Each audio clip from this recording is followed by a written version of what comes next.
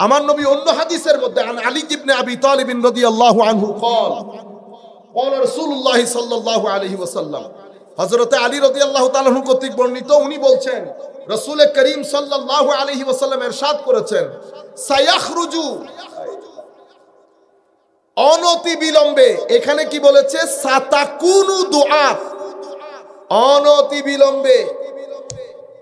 English যারা জানেন তারা আরো বুঝবেন, it is going to B happened, কিছুদিনের মধ্যে এই ঘটনা ঘটতে যাচ্ছে। এখানে বলছে এই জায়গার মধ্যে কিছুদিনের মধ্যে, সায়াকুন ফি আখিরিজ জামান, শেষ জামানার মধ্যে কিছু যুবকের আবির্ভাব হবে। কিসের আবির্ভাব? যুবক। যুবক আহদাসুল আসনান সুফাহাউল আহলাম, বয়স কম ব্রেইন ওয়াশ, বয়স কম ব্রেইন।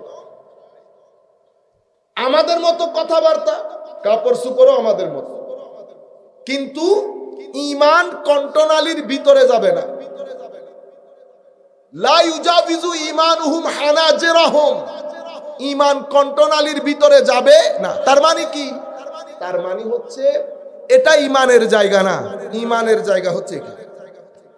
তো ঈমান কন্টনালির ভিতরে যদি যাইতে না পারে, তো ঈমান তো ঈমানের জায়গায় যাইতেই পারে না। তার মানে ঈমানই নাই, তার মানে ঈমানই নাই।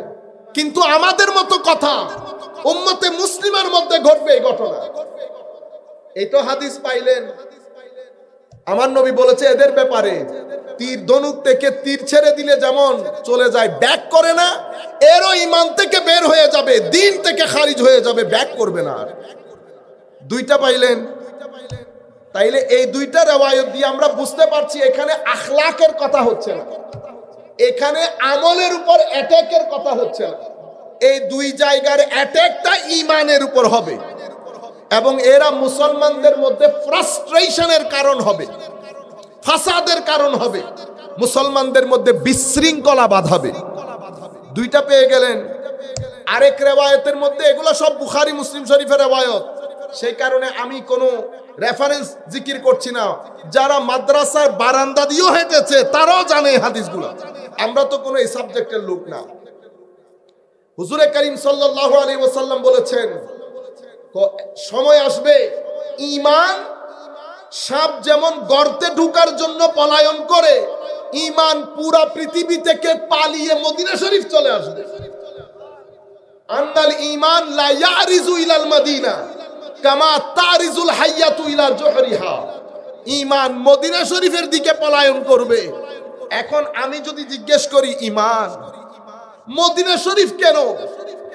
বাংলাদেশে পৃথিবীতে কোনো মুসলমানের দেশ থাকবে না, কোনো মসজিদ মাদ্রাসা থাকবে না, জায়গায় জায়গায় মাদ্রাসা বানাই নাই, যেই কোনো নাম দিয়ে আমরা মাদ্রাসা, জায়গায় জায়গায়, যেই গ্রামের মধ্যে মানুষ থাকে 500, অনেক সময় দেখা গেছে এখানে মাদ্রাসা বানিয়ে ফেলেছি 450।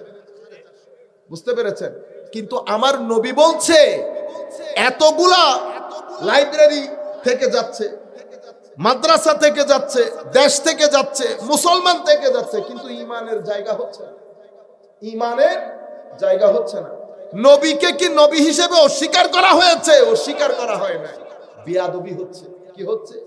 বেয়াদবি, যে কোনো নাম দিয়ে বেয়াদবি। আপনি ঈমান চলে যাবে। আমার নবী সাল্লাল্লাহু আলাইহি ওয়াসাল্লাম বলছেন, কিছু দাঈ ইলাল্লাহ, আল্লাহর রাস্তায় আহ্বানকারী মানুষের উদ্ভব ঘটবে, কিন্তু তারা নিজেরাই জাহান্নামের দরজায় দাঁড়ানো। তাদের ডাকে যারা সাড়া দেবে তারাও জাহান্নামে নিক্ষিপ্ত হবে। দুইজন। আমার নবী বলেছেন যে অনতি বিলম্বে কিছু যুবকের আবির্ভাব হবে, বয়স কম ব্রেইন ওয়াশ, বয়স কম ব্রেইন ওয়াশ। তারা কিরকম হবে? তো ঈমান কন্ট্রোনালির ভিতরে যাবে, কথা আমাদের মতো, কাপড় চোপড়ও আমাদের মতো। এই সবগুলাকে সামনে রেখে আরেকটা হাদিস বলবো, এটাও মুসলিম শরীফের রিওয়ায়াত। আমার নবী সাল্লাল্লাহু আলাইহি ওয়াসাল্লাম বলছেন, বাদিরু বিল আমালিস সালিহা, তোমরা দ্রুত গতিতে, খুব দ্রুত, সময় কম, তাড়াতাড়ি আমল করে নাও, যা যা আমল তোমার দরকার করে নাও, খরিদ করে নাও। কখন? ফিতনার চাদরে আবৃত হওয়ার আগে। কিরকম? রাতের অন্ধকারকে, রাতের অন্ধকার যেমন দিনের আলোকে আবৃত করে অন্ধকারে পরিণত করে, আমার উম্মতে ঈমানের ওই আকাশ ফিতনার চাদরে আবৃত হয়ে যাবে।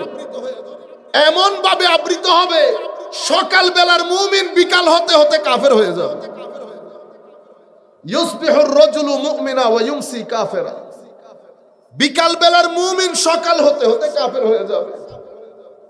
কেন? ইউবিউ দীনাহু বিআরাদিন মিনাদ দুনিয়া, সামান্য টাকা পয়সার জন্য দিন বিক্রি করে দেবে।